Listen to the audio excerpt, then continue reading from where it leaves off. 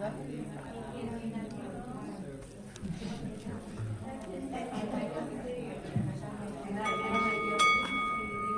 morning, everybody.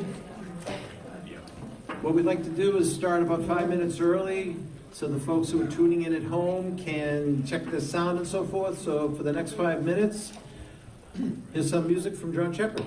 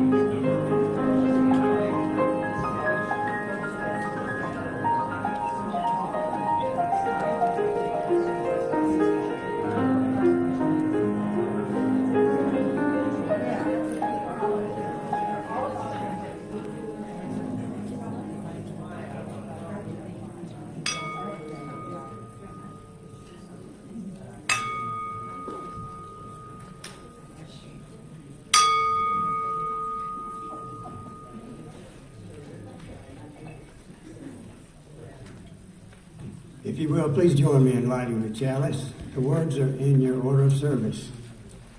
We light this beacon of hope, sign of our quest for truth and meaning, in celebration of the life we share together.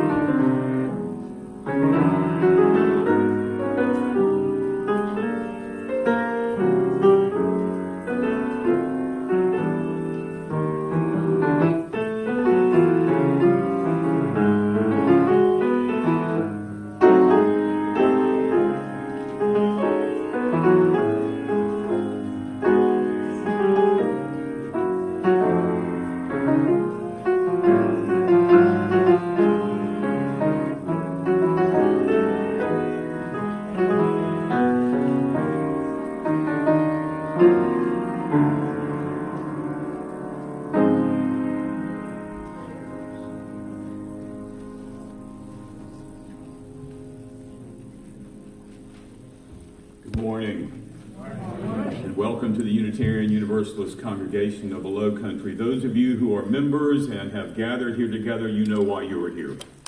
Here we celebrate those values that we live out in our world. Here we celebrate those values that we live out in our own souls. And because we're all in that same direction at the same time, we find a common place here, and that's what makes this matter. For those of you who are guests and visitors, my name is Charlie Tyler. I'm the pastoral minister here. And it's my privilege to welcome those of you who are guests and visitors into the kindest and most compassionate congregation that I know of, at least on the East Coast. Some will differ with that, but I think that's where we stand. So welcome here. In a few moments, those of you who are guests, if this is your first and second time, I'm going to give you an opportunity to stand where you are and to introduce yourself. Tell us where you're from and where you're living, because somebody here is from there and lives there too. And that will begin to build the bridges we have to each other.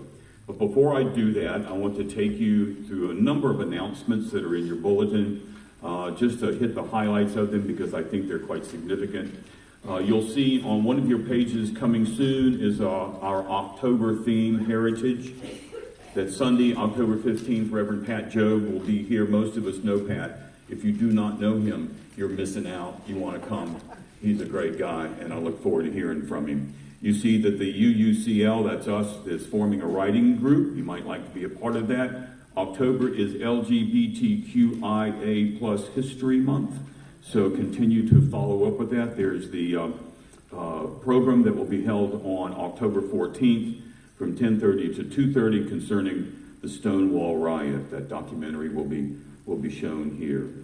The congregational dinners are starting back up. Take the opportunity to sign up for those if you'd like. Music on Malfris, pay attention. Saturday, November 11th at 7 o'clock, Rupert Waits will be here. You see his website on the bottom of that little square? On your way home, do yourself a favor.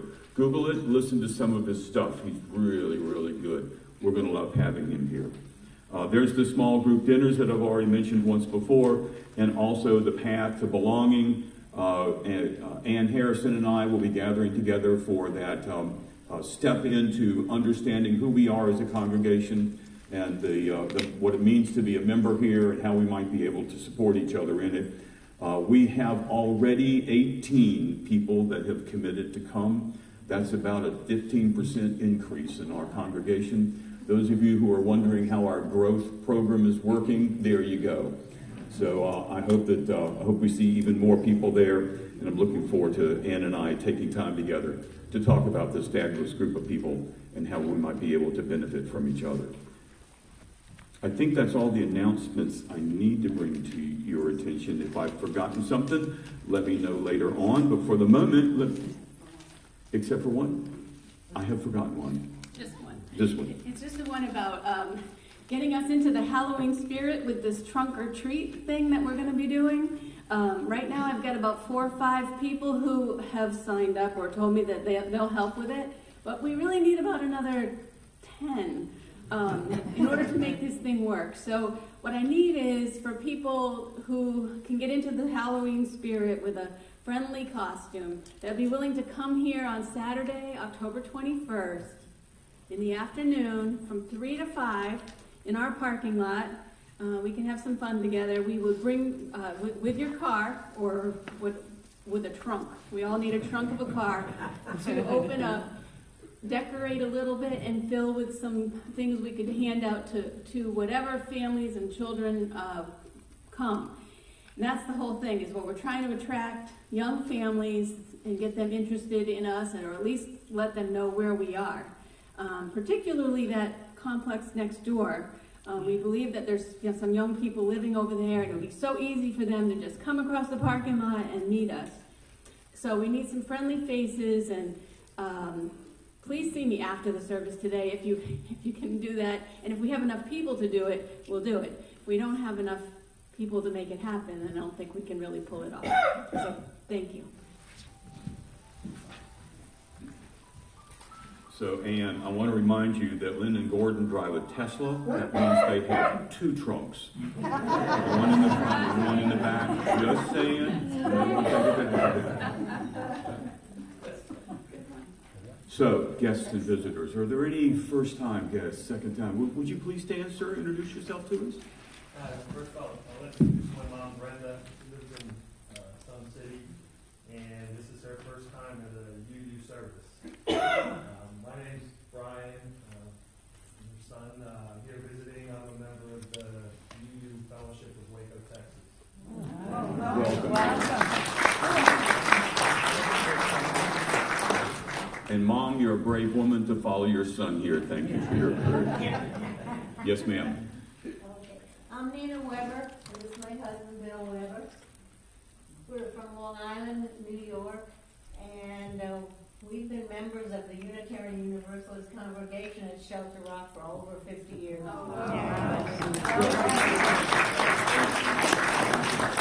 Thank you for speaking. Any other first-time visitors? Yes, ma'am, if you would. Linda Palmero, I'm a guest. Beth Langers is inviting me to come this morning.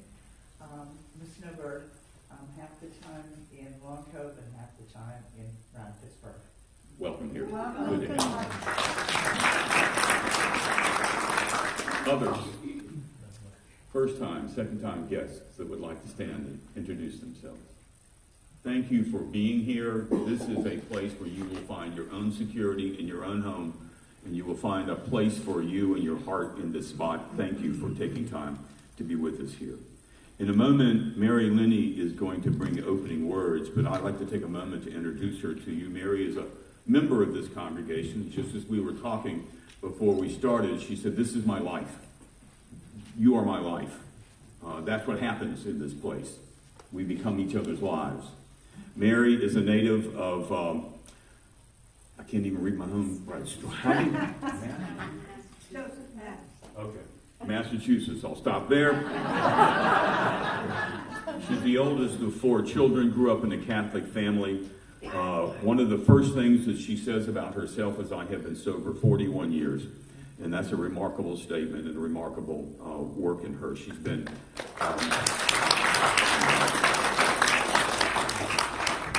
She was 22 years married until she discovered that she was gay and had to fix some things in that. So she's been in the process of coming out. She has 2 sons. She's a retired social worker, clinical social worker, which many of us can connect with. She was also a part of the UU Southern Rehoboth congregation in, what city was that? Rehoboth Beach, Delaware. Delaware. So, Mary, I'm going to invite you to fill in all the blanks that I've left. And if you would, please bring your opening word.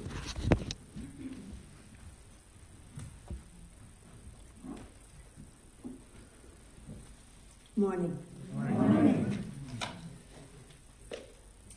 The following quotation is from a book by William Peach, who is a marriage and family therapist. It's called the Serenity Prayer Book.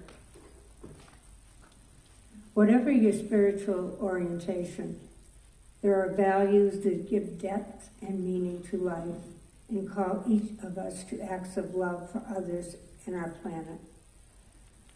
While it is vital to keep giving thought to what we believe, waiting until everything is clear before taking action means missing out on life itself. While insight can lead to action, it is also true that some insight comes only as we take action on what we already know. When one person acts on what he or she knows of life, it touches the spirit of others, and others find something similar within themselves. Changes occurred in the death camp because one person responded to what he felt in the depths of his being, a spirit within whose ultimate source was a personal and caring creator.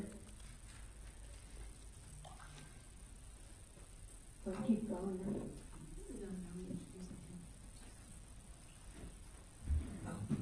So we'll do the Big break. I got this. Okay. I love her. Hymn number 21. If you would please take your hymnals into your hands. And if you're willing and able, please stand together and may we sing the verses For the Beauty of the Earth.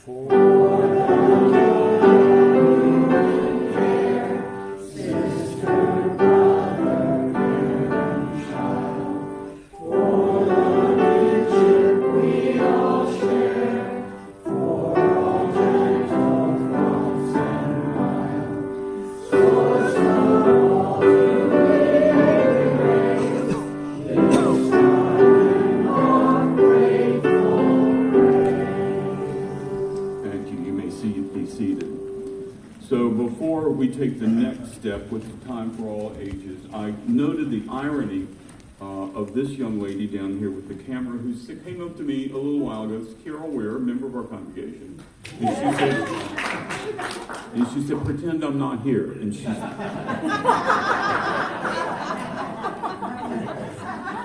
thanks for the chance. I was like, I'm going to do it during the most, forgive me, mundane announcement possible. So if he loses his place, it's not too bad. Thank you, Carol.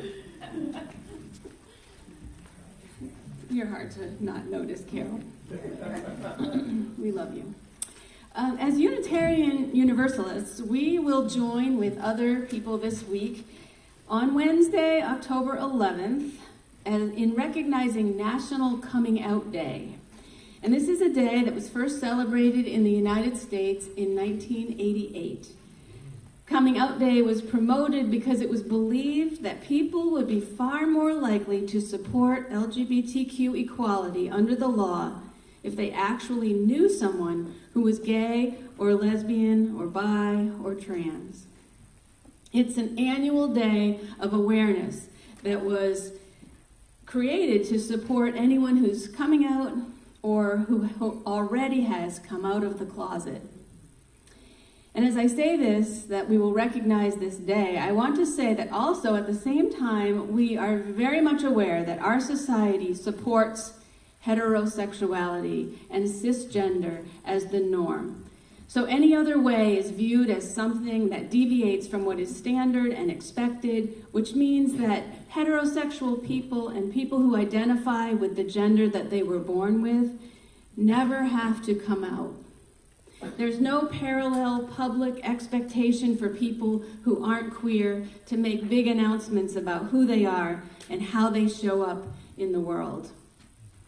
So UUs have been on the side of love, exploring and supporting this concept of coming out for a long time. And just recently, like over the past few years, we have shifted our thinking a little bit from the idea of coming out to the idea of inviting in. Unitarian Universalists have been trying to reframe the narrative. Because when you really look into what is involved with coming out, you learn that although it can be empowering, the process of letting your sexuality or your gender identity be known publicly is often complicated, and it can be overwhelming on so many levels.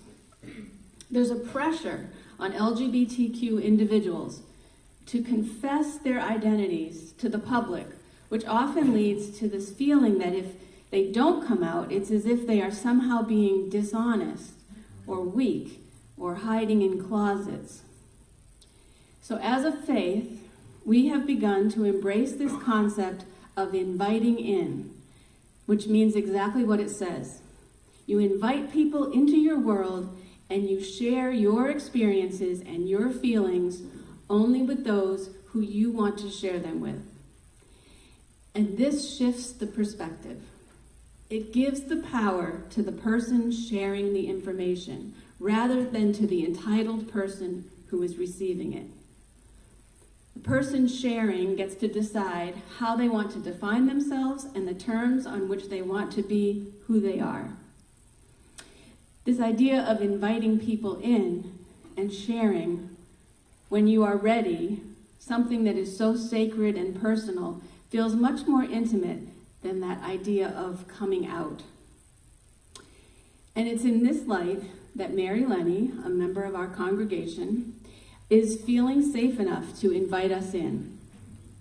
This morning, she will tell us about the courage that it took for her to come out in the middle of her life and some of the challenges that she faced in doing so. And as Mary invites us in, she'll be creating a connection with us that for me transcends her sexual orientation. I think when she has finished sharing her story with us, we're going to be asking ourselves, does it matter? Does it really matter that she's a lesbian? And as I was asking myself this question and thinking about all of this, I remembered a poem that I had read years ago called Mattering. And it was written anonymously by a gay high school student. And it goes like this. My father asked me if I was gay. So I asked him, does it matter? And he said, no, not really. So I said, yes, I am. And then he said, get out of my life. I guess it mattered. My friend asked me why I talk so much about race. And I asked him, well, does it matter? And he said, no, not really. But you do need to get that chip off your shoulder. I guess it mattered. My neighbor asked me why I put that ramp up in front of my front door. And I said, does it matter? He said, no, not really. So I told him I put it there because it made my life easier. And he said, well, is there a way that you could make it a little less obvious? I guess it mattered. A member of my church asked me why I like gospel music, and I asked him, does it matter? Her. And she said, no, not really. So I told her that it connects me to my Southern Christian childhood. And she said, oh, I think you might be in denial about your oppression. I guess it mattered. And then one day, my God asked me, do you love yourself? And I said, does it matter, God? And she said, yes, it does. And I said, well, how can I love myself? I'm gay, Latino, disabled, and I'm a Christian in a hostile climate. And God said, that is exactly the way I made you. And once I knew that, nothing ever mattered again.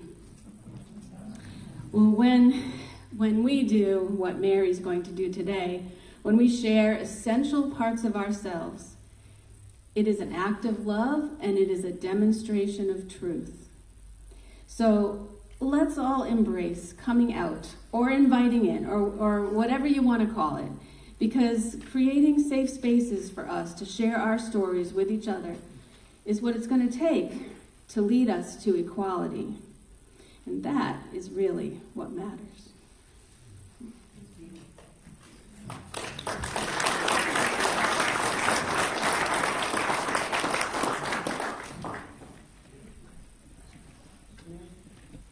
Sharing from our abundance. We have a table in the back of the sanctuary to receive all the canned goods and staples that you bring every week for the 2 food pantries that we take care of in the area. And it has very strong legs, and I would challenge everybody to try to crush that table with the canned goods that you bring. And if that happens, I personally will buy a new table with even stronger legs with another challenge. And now, in sustaining our community, I will pass the baskets.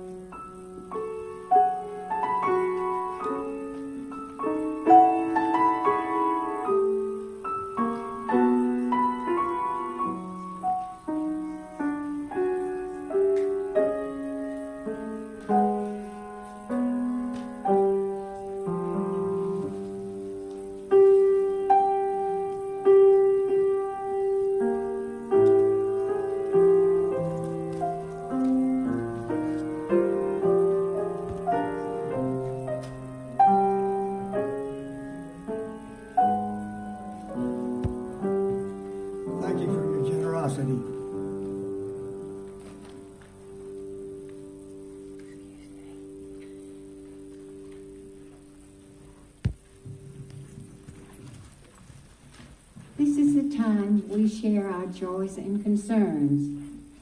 We share our tears and our laughter, and we draw strength from each other because this is our home.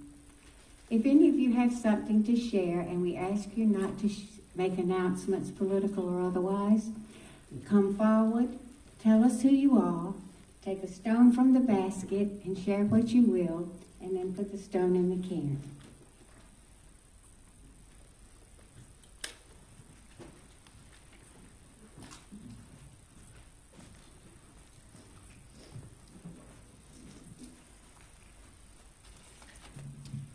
Hi, I'm Joanne. Steve is not here today. He's not doing too well. He's been having a really rough time of it. He's got prostate cancer and he's going through hormonal issues. So I'm asking all of you guys out there, why don't you give him a call?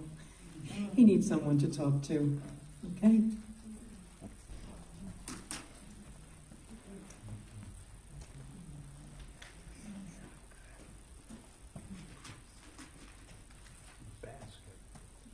Good morning.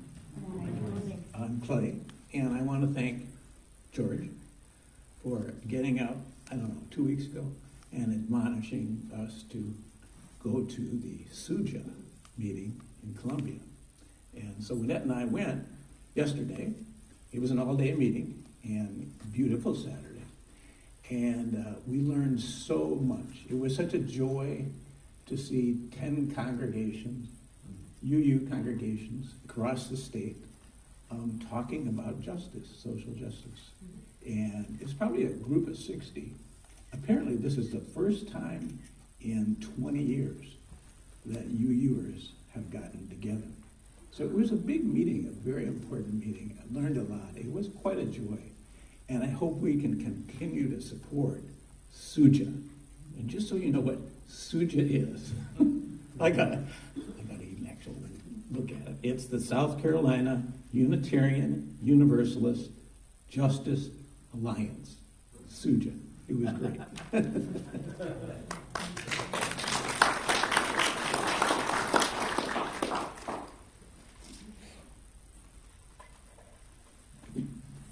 My name is Ellen, and I play in this little group called the Seven Principles, and there's 9 of us. And one of the people who plays in this group with us is Marcella Palmer. Yeah. And you all know her. And I'm going to out her right now, because I'm telling you, we practiced this week, we're sitting there and we're strumming and she's singing and she's doing just like we are and she's good and we're all good. And then I went to go see her play in her band, with her band. The same day. 3 hours later. In fact, she changed and put on some outfit here and went. And then when we showed up, Joanna and I showed up, there were already 3 UUs there. And then 2 more came. And then another one came. And then 3 more came. And it was a huge sing-along for us. We had such a great time. And I want to urge all of you, I mean, we already love Marcella. But if you go and you see her, she's on that stage. She is calm, cool, collected. She is not nervous, not one bit. And she is terrific. She is really fantastic. So this is great.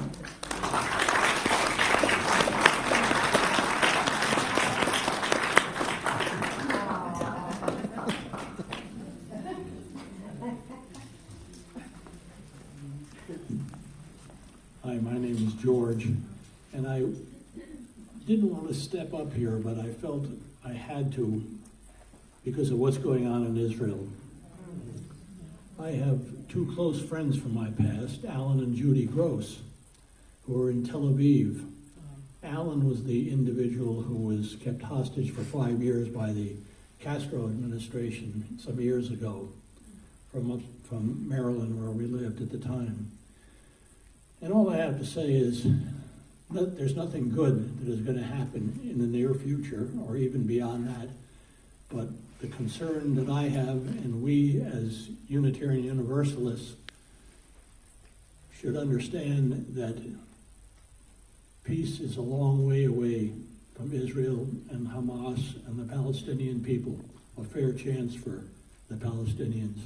So my being here is simply to say, think about them and think about the world around us and the horror that happened and what yet comes to pass.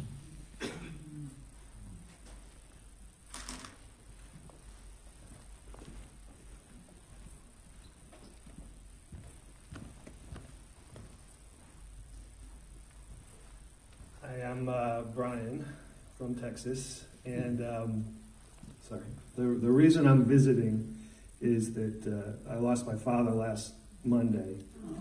My mom lost her husband of 63 years. He passed quickly and peacefully, and I just hope y'all have a little time to give them a good thought. Thank you.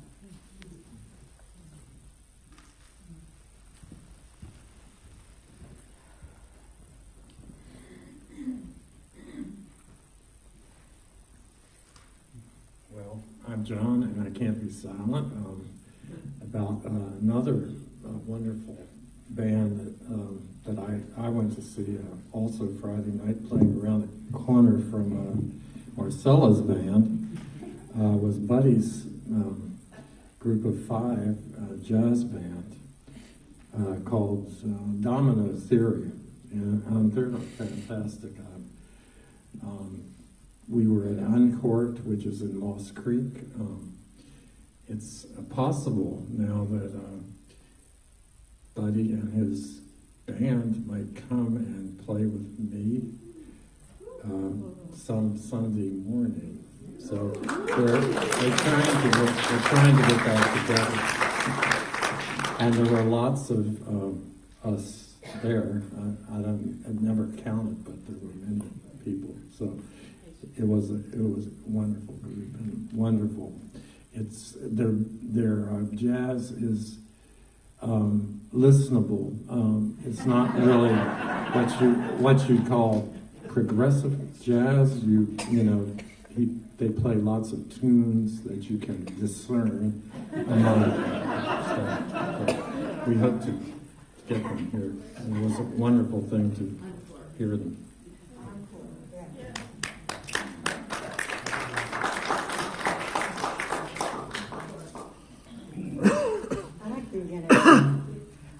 Hi, I'm Diana. I'm full of joy right this second because I'm catching the joy of everybody getting up about Marcella and Buddy. We had such a magical night that night, didn't we? It was just fun. So we're due for more of that, especially in light of what's going on in the world. We need some positive, joyful distractions. We can't be living in that pain all the time, right? Distraction gets a bad rap because we really need to do that when we're going through difficult times. I'm recovering still from my husband's passing. It's been a year, and I know already, it's been a year. You guys have been with me since his diagnosis 5-6 years ago. And I was thinking, I'm doing much better, much better. Today, I forgot my guitar. I'm in the group. I forgot my guitar, and I forgot my wallet with my driver's license in it, and my money, and everything else. So I'm making that announcement. Hopefully none of you are cops and follow me home and pull me over.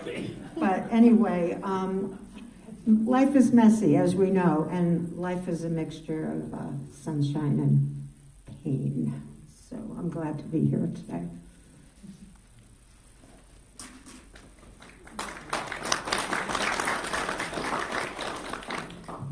So you know that we're a many-splendored group. Join with me in affirmation, and it's a different number from that listed. It's number 458. Same page. Mindful of truth, ever exceeding our knowledge, and community, ever exceeding our practice. Reverently we covenant together, beginning with ourselves as we are, to share the strength of integrity and the heritage of the Spirit in the unending quest for wisdom and love.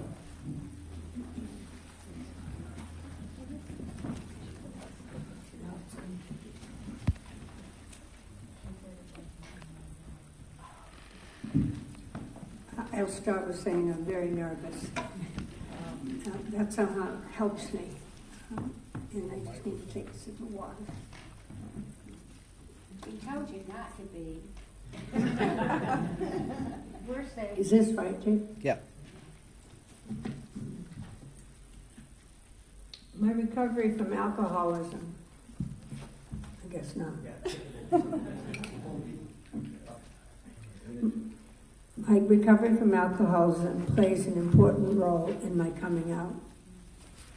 I'm 41 years sober. I grew up in Stoughton, Mass, outside of Boston.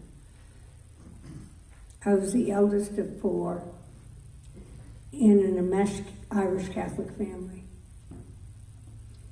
I had 41 first cousins, so that gives you an idea. We all went to the same church, the same school. We were always together. 2 of my aunts had summer homes on Cape Cod, and so we would jump in the car 3 or 4 times a week to the other aunts. There were 4 girls.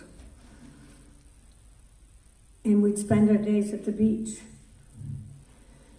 And that was our summer. My world was very small, but it was fun. We had a blast.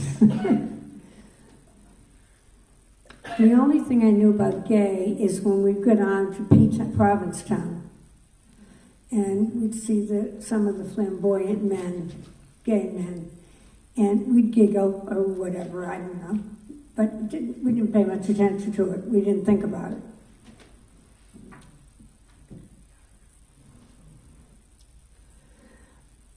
Looking back, I realized my first crush was on a woman named Teresa.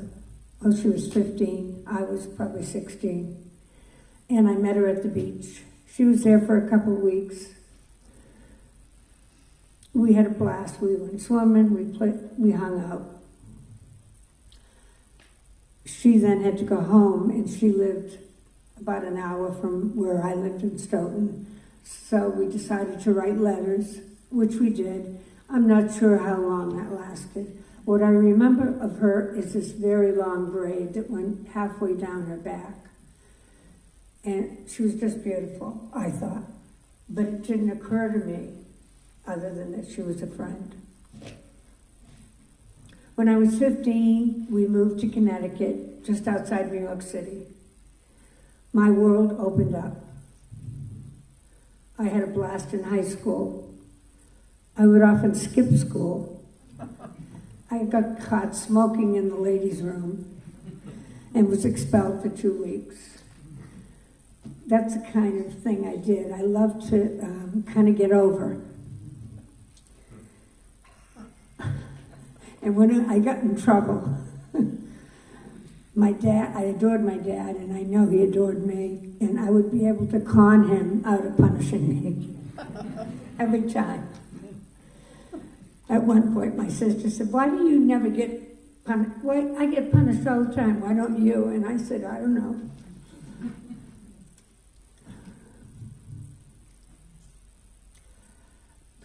My girlfriend said they never worried about me taking their boyfriend because all I cared about was drinking beer with the guys. And actually, that was true. I met my husband on our first date. He took me to a local bar, and I was 17. And the drinking age in Connecticut at that time was 21. So I thought I was so impressed with him. I thought he was so worldly, and he was very handsome, and he was a nice guy.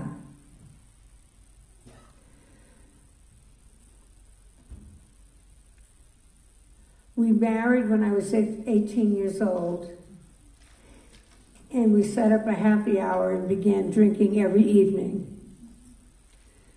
Often then after that I'd make dinner. We had a turbulent marriage. He was a compulsive gambler. But we did have 2 great sons. And I would call us both functioning alcoholics. It never occurred to me that I was an alcoholic. I knew he was, but not me.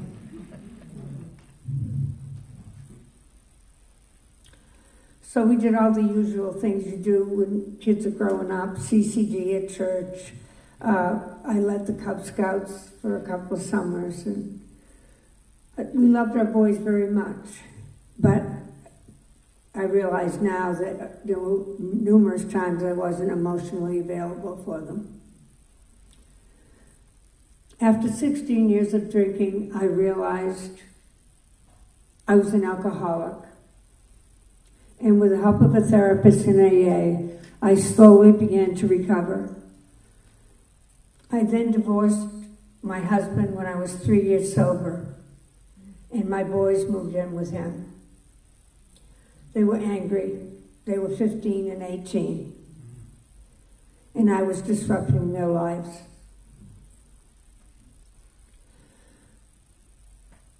I made many friends in AA, and most were gay. At my first Christmas party after my divorce, I made a list. There were 30 people on the list, and I looked down, and 28 of them were gay. I sat at my kitchen table and had a panic attack, and quickly added 2 more straight friends.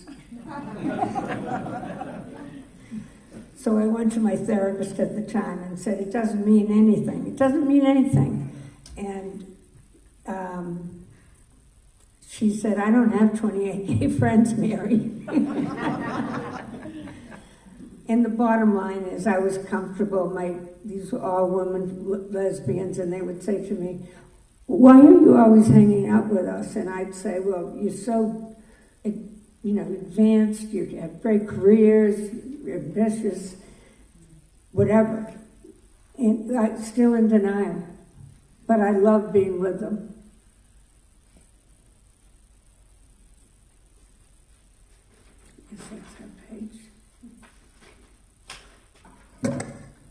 Sorry, I probably screwed this up.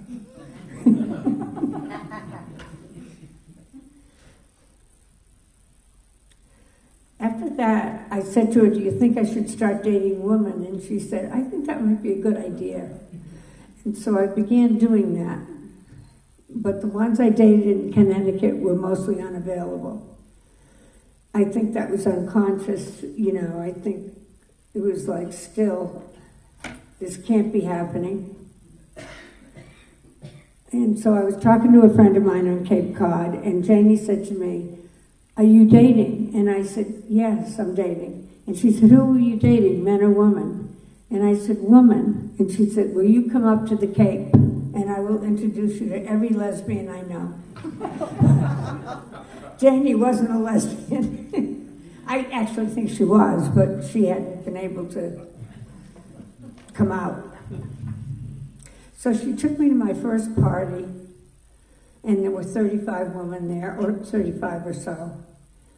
They knew I was in the process of coming out, and it was wonderful.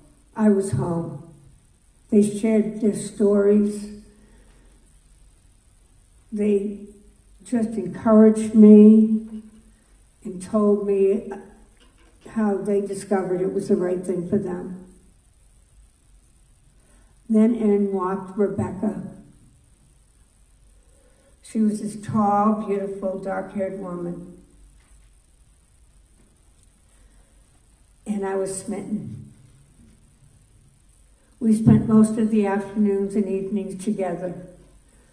They decided so that whole afternoon and evening was great. They would tell me their stories about coming out. They would talk about the gay life.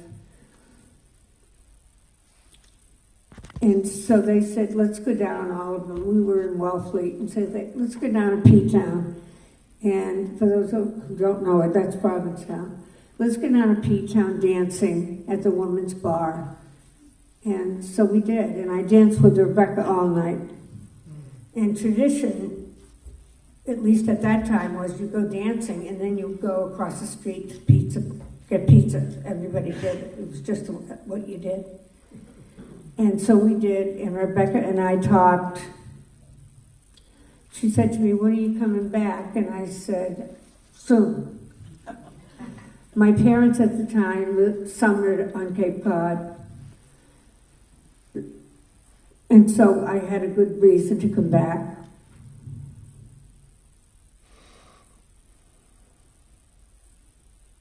On the way home from that weekend, I was singing I Could Have Danced All Night. And all of a sudden it hit me that I was singing about a woman.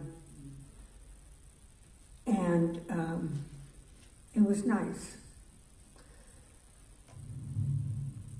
During that weekend, I kept saying to her, "I know what was wrong. I had the wrong kind." And it just was right. I began to know it was right. I went up another weekend, and we went to a gay pride parade in P-Town. And it was just wonderful. And that Sunday, we went to the Union Church, and they were singing Amazing Grace. And I sat in that church, and tears started rolling. I'm going to do it again, down my cheeks. Because for the first time, I knew I wasn't a sinner. And this was the way God made me. And I can't tell you the relief and then the joy of this is how I'm supposed to be. And it was right.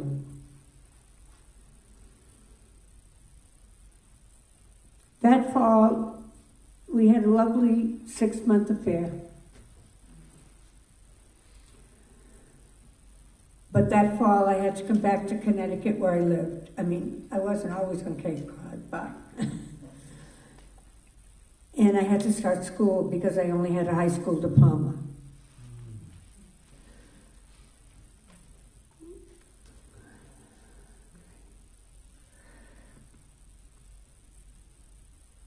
I'm on the wrong page. I lost that. Oh, here it is. The fall I started school, I was 46 years old.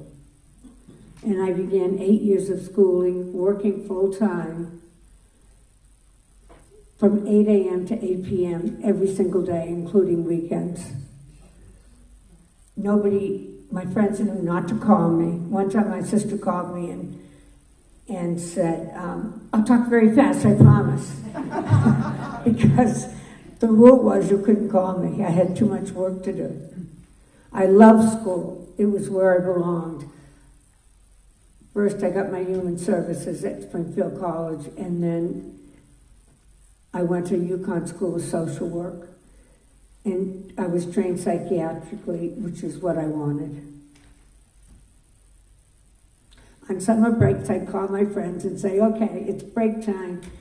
I'm off and ready to have some fun." And so I did. I dated many women.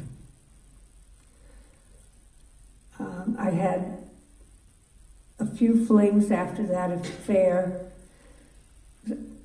a few one-night stands.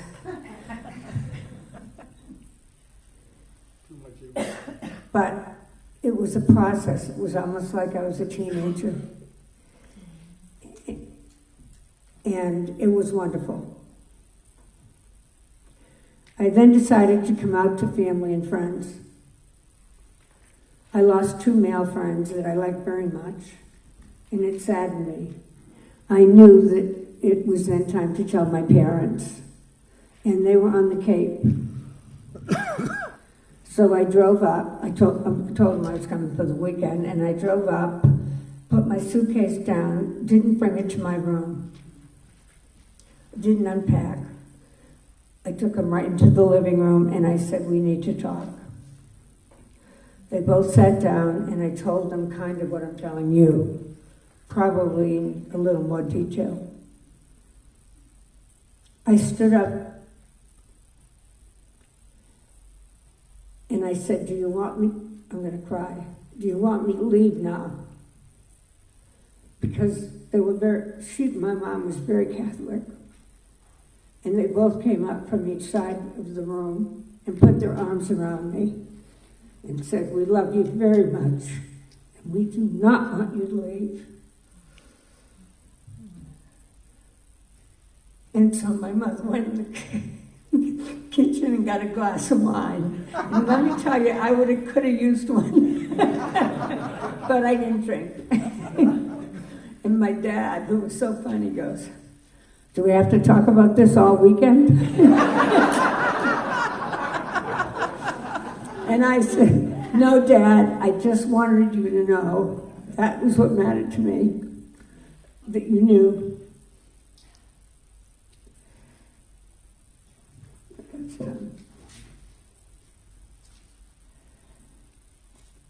I did get a book for my mom, especially because she was struggling with the Catholicism and me being gay. And in the book was a whole chapter from a Jesuit priest. And what he said was, in the book, I don't know what it said anymore, but she read that chapter, and all of a sudden, and then she became fine. Later, I took her to Paris about 5 years later, I guess, or something, and she said to me, wouldn't it be nice to find you a girlfriend here? I looked at her and said, Ma, it's too long of a distance. Sorry. But in other words, she accepted me, just the way I was.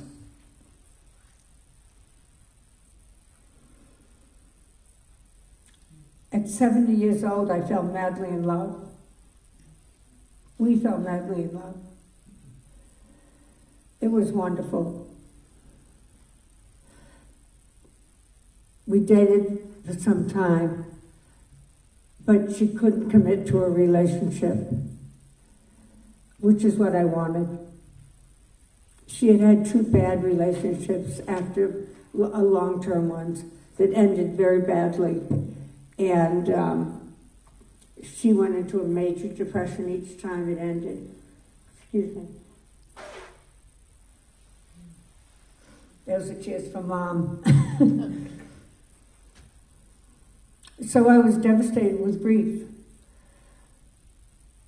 Mad. I mean, I finally found somebody I fell in love, and it wasn't going to work. So I found a therapist to talk to. And the grief continued. And then she showed me a TED Talk. And it was a TED Talk written by a PhD. And she was comparing coming out of a love relationship, losing a love, to coming off of cocaine. And I'm very just practical, pragmatic. And when I saw that, I realized I remembered how to get sober. And I thought that made sense to me. That's why I was having so much grief. It was because of the stupid brain centers in my head. And it helped me let go and accept. The biggest thing I learned in AA over the years is acceptance and letting go. I'm powerless over people, places, and things. The only person I have any power over is me.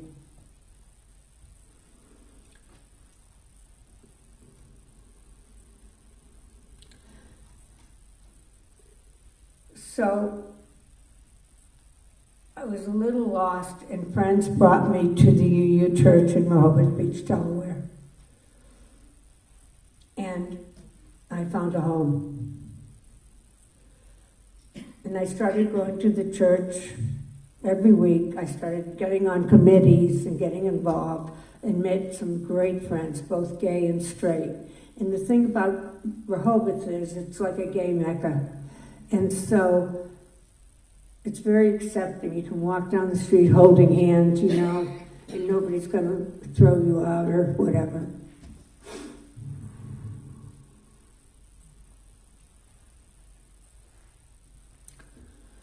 So that became my home, and I made many friends there. Like everybody, like most of us, found a way to get through the pandemic, and our way was to have a pod of 8 people from church that met once a week for dinner, and we all promised to wear masks and only go to the drugstore and the grocery store. And it saved my life. I lived alone. I had a cat, but they're not counted. When I was 77, which was a year and a half ago, I decided to move here. My youngest son and his family live here. And I'd never lived near them. And I didn't want, I have a son in New Hampshire who's a professor at Bentley University. And my son down here has his own business. But I didn't want them to have to come to Rehoboth and move me out when I got to be an old lady. Now notice what I said. When I got to be an old lady. And now I am a regular at football games, lacrosse games at the local high school. I have time with my grandsons. It took me time to settle in. I wasn't able to find a gay community, nothing like I had. And I came to this church, and it's been a real gift. It's been slow, but I've been getting to know all of you. But I realized it felt like home again. It felt like, not quite as home as Rehoboth, because that takes time. I just went and visited Rehoboth for a couple of weeks to see all my old friends. And I realized a couple of things. They moved on. They moved on. I didn't belong there anymore. Not that I didn't love them, not that they didn't love me, but it wasn't my home. And as I was driving home from Rehoboth to Hilton Head, I just kept thinking, I'm going home. I have a lovely condo that's surrounded by water down at Palmetto Bay Marina Village. I hung out with we went to a football game last night. We went to dinner. I was with my daughter-in-law, and my daughter-in-law's a doll. It's like, she's the most wonderful person. Finally, I have to tell you, I told you, I think most of you before, but I'm so proud of this. I had an 80th birthday party. My sons know I'm gay. My grandsons don't. And that's because one of my daughter-in-laws is an evangelical Christian that, since she found out I was gay, won't talk to me on the phone. She will text me, and when we get together as family, it's 2 families, she's always kind to me. But I'm a bad person in her mind, I know that. So I wanted to tell my boys here, who are almost men, I mean, one's in his first year of college, and I've always been closer to this family, clearly you understand why. And I realized in talking to my daughter-in-law and son, if I come out to the boys here, they may tell me that they're cousins. And I don't want to lose them. But finally, this is the end. On my 80th birthday, my oldest son, his wife, and my favorite sister-in-law came down to surprise me. We all went to a football game after eating. I walked in and they were all there for the weekend. And the next day we went out on My son has that Freedom Boat Club. So we went out on the boat, and I said, Larry, I'm going tubing. And he said, Ma, you're 80. And I said, Larry, I'm a swimmer. I'm going tubing. And so I went tubing. I had a blast. I've gone again, and I promised him I'm going on my 90th birthday. That's all.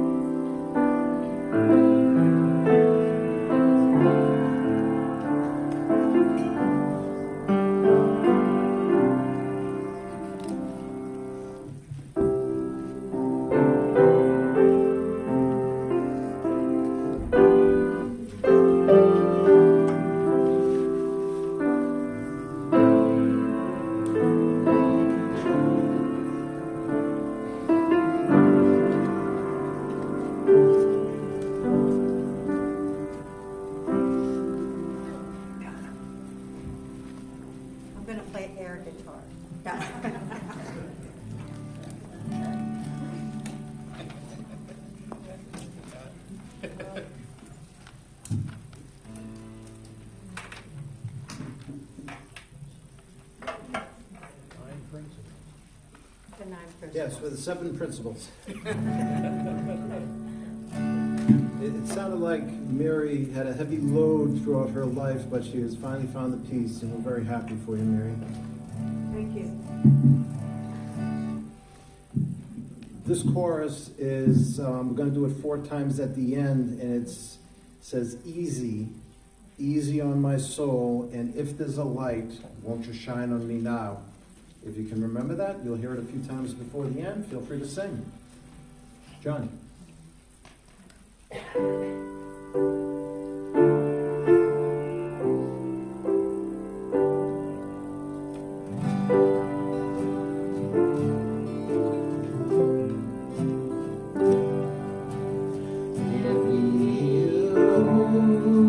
Dusty roads to distant places, see you, my friend.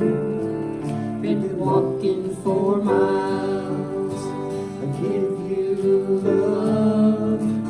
Fill up all the empty spaces, sing you a song. Before the turnstile, and I said, easy on my soul, and I say, if there's a light, won't you shine on me now? And I said, easy on my soul, and I say, if there's a light, won't you shine on me now? Those straight lines lead to all the cages and all of their friends and all of their schemes. When love flies, I find I'm reacquainted with all of the demons that darken my dreams. And I say, easy on my soul, and I say, if there's a light, won't you shine on me now? And I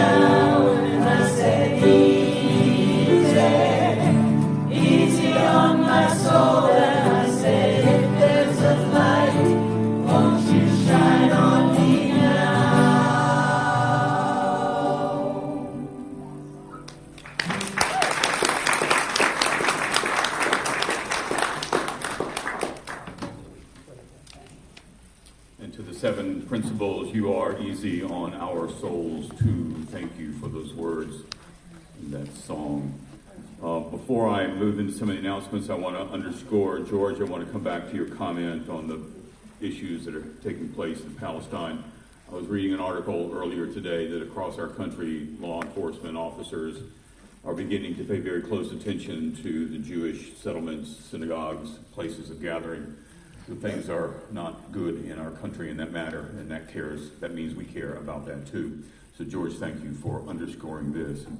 Those of you who are guests and visitors, you are welcome to stay for our talk back. If you're unfamiliar with it, we will be gathering back here in just a few minutes after we grab a cup of coffee. And come back here, and Mary will answer your questions, talk with you to her, to encourage her in her own journey. And so our talk back will be focused on that, and I'd love for you to stay if you're willing. Sometimes we have almost the entire congregation stay for our talk backs, and I'm suspicious that that will be the case here today. I know many of you are also concerned about Irene Reed and the service that will be scheduled for her. We're working on that, and as soon as we know the specifics, the congregation will too. Is that okay right now, Cheryl? Okay. We could tell them November 5th. At least November 5th, probably fairly soon after our service, so sort of mark that down, and we'll be fine-tuning that in just a little bit. Thank you, Cheryl. Mary, my goodness, thank you for your transparency, for your laughter, for your journey, for your tears, and for your heart here in this place. We feel that. We know that this is your home, and we are your home, and you are ours as well, too, Mary. So thank you for your time. Mary, I know you have a few closing remarks that you may like to make.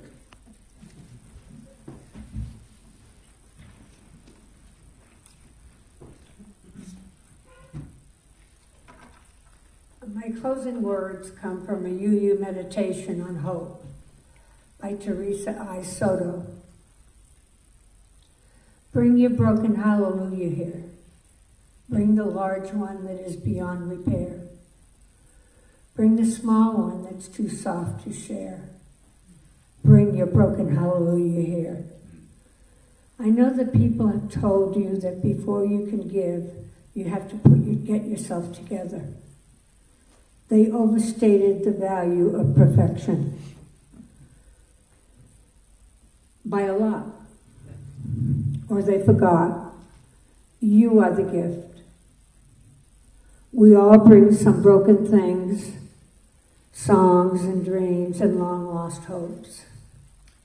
But here together, we reach within. As a community, we begin again. And from the pieces, we will build something new. There is work that only you can do. We wait for you. We bring your broken hallelujah here.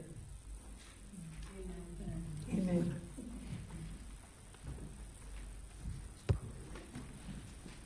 Shall we stand now for extinguishing the chalice?